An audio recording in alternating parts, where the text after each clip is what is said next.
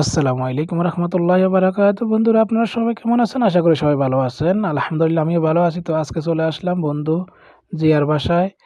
আসি দেখতেছি ছক্কা খেলতেছে সাদিকরা মিলে। দেখলাম 2টা মুরগি রান্না করা হবে আজকে। দেখেন মুরগিগুলাকে কাটা হচ্ছে।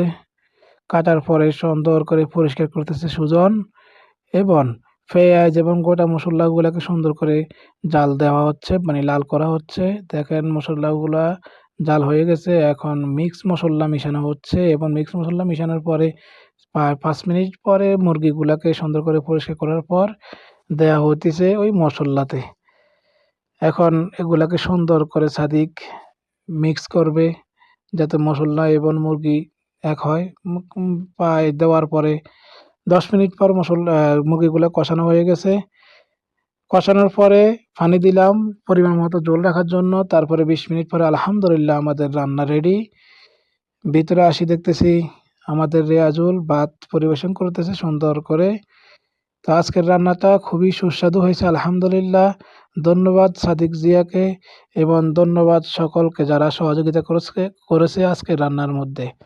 তো আলহামদুলিল্লাহ আজকের রান্না সত্যি অনেক সুস্বাদু হয়েছে আলহামদুলিল্লাহ। আমি, জিয়া, রেয়াজুল এবং সুজন সুন্দর করে মজা করে খেলাম, কারণ সাথে ছিল আমাদের ঈদ শুটকির ভর্তা। মাশাআল্লাহ।